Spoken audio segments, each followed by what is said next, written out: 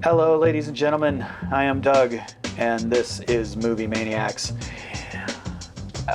This is an exciting teaser trailer. Actually, it's been sitting in my queue for like 2.5 months, I think. I don't know why I'm just getting around to this one, because I love this actor, Daniel Radcliffe. Everything that I've seen him in, even I'm not a Harry Potter fan, but I'm a Daniel Radcliffe fan. Let's just make it like that clear right off the bat. But he is playing Weird Al Yankovic in the new Weird Al Yankovic Story. Here's the trailer. Here we go.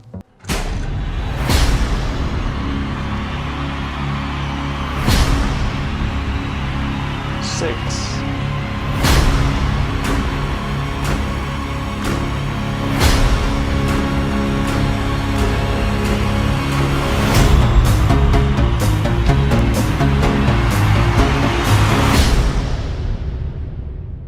Hope you guys are ready for this.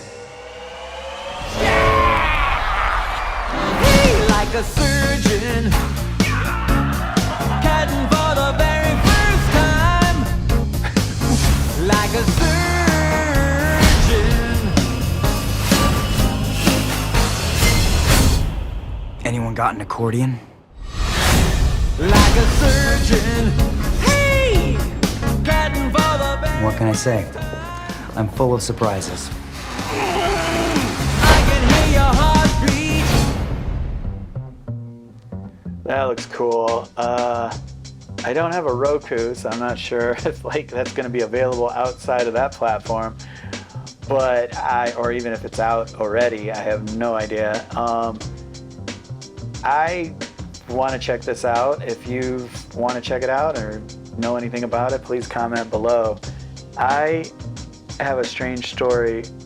I became familiar with Weird Al because I used to listen to late night radio when I was supposed to be asleep on a Sunday night, and I would listen to Dr. Demento, and he used to play like wacky songs. Like his whole thing was like just absurd wackiness.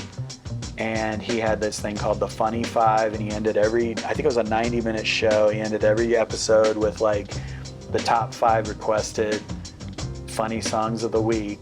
And Weird Al always managed to get like a song in the top 5 for the longest time. And I think that show ran until the 90s at least. It was a syndicated show, Dr. Demento.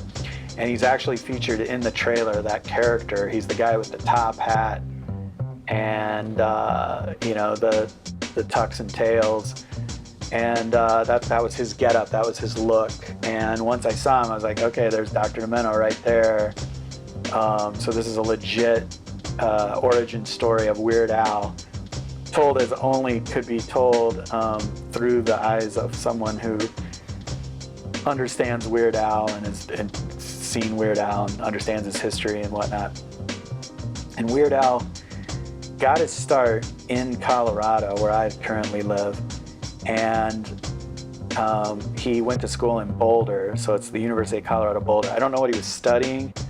I think it was the late 70s, early 80s, and he recorded his first couple of songs maybe it was one song, I think it was a few songs, in the men's bathroom because of the echo in the building, or in that room. And I think he beat, the first song, I think he said "Another One Rides the Bus." And so he had his accordion, and another guy was playing on a suitcase, like an empty suitcase, to get the drum sound.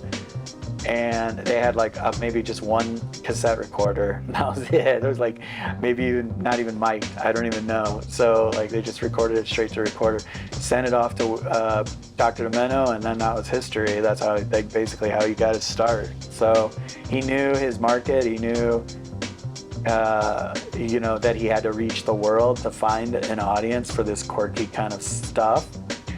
And he tapped it. He's just a unique character. Then I have a follow-up. In the 90s, I was in Boulder, and I was at this nightclub, me and a friend, and we went all the way to the back of the room, and there was one table that was open. And we sat at the table, and this guy that was also in a top hat and a tuxedo Did he have a top hat? No, he didn't have a hat on, but he had like kind of the tux on. I think he had white gloves on, and he had a earpiece in, and he had like these pointy ears on, so he looked like an elf. And he was a shorter dude too. And he was Weird Al's security, and Weird Al was there for the night.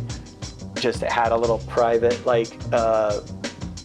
private table kind of near the back, and I just went over and I said, "Hey Al, like, you know, I'm a fan."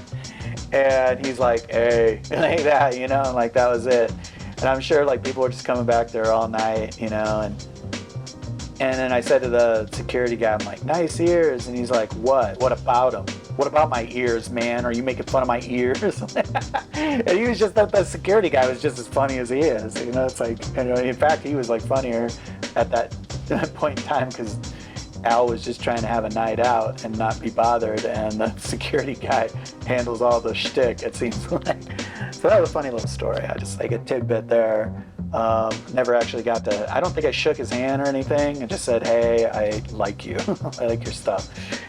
I'm a fan. So I think that was it.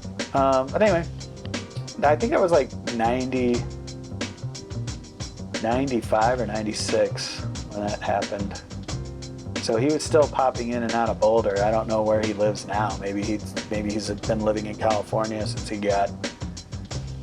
he sold the albums. Like, you know, I want to see the movie because I just want to kind of piece it all together in my mind. But anyway, if you're looking forward to it, leave a comment below and make sure you subscribe to the channel for more quirkiness and more weirdness and more updates on the wild world of film, gaming, documentaries, teasers, series, shorts, anything that comes across my desk that I can react to, basically. You're in the right place. Movie Maniacs. Subscribe to us. See you soon.